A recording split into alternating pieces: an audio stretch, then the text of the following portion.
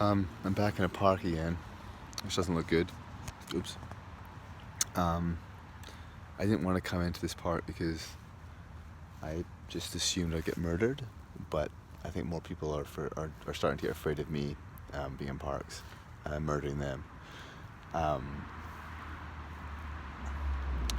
But I try to find isolated places. So I get really paranoid when I see someone walking towards me or someone who might be able to know that I'm making a video, but that's the whole point of making these videos, is to overcome that.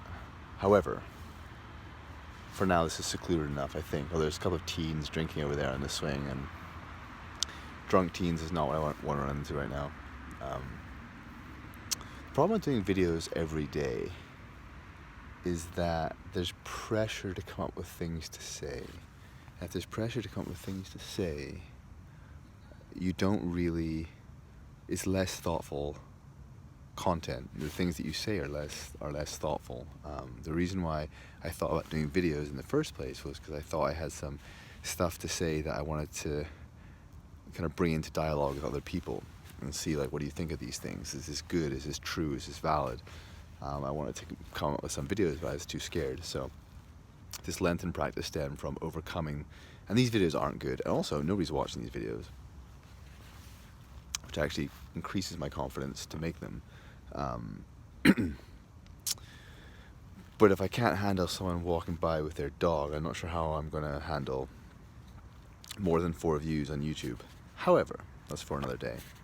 I didn't watch yesterday's video, but I'm aware that it was very disjointed, as this one might be. But what's happening more and more is I'm coming up with something on the fly, thinking about it for that next 24 hours, and then kind of neatening it up the following day.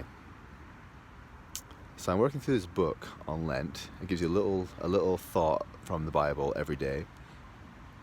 And today's was quite apt for yesterday. It quotes from the Bible from Matthew chapter 5, which is where Jesus is giving his most famous sermon, and he's like blowing minds. He's like talking, and that's where I actually quoted from it yesterday by coincidence, where I mentioned him kind of not quite refuting an eye for an eye, but kind of building on top of it.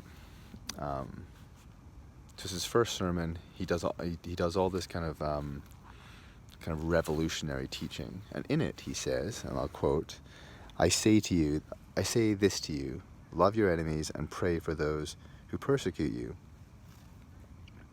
so that you may be children of your Father in heaven, for he creates his sun to rise on the bad as well as the good, and sends down rain to fall on the upright and the wicked alike. Now, there's words in there like heaven, which I want to come on to in later videos.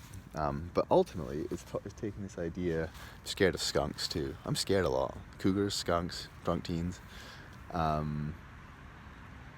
It's this idea of praying for your enemies, which we kind of touched on. I talked about love your enemies yesterday, but praying for them is the same thing. And praying, one of the ideas here is praying for them leads you to loving to them. Because as soon as you pray for them, I often think that praying for someone is a very intimate, highly intimate experience. And when you take a person who you detest and you think about them positively, it's one thing, but for you to actually pray for them, which is a very loving, empathetic, sympathetic gesture.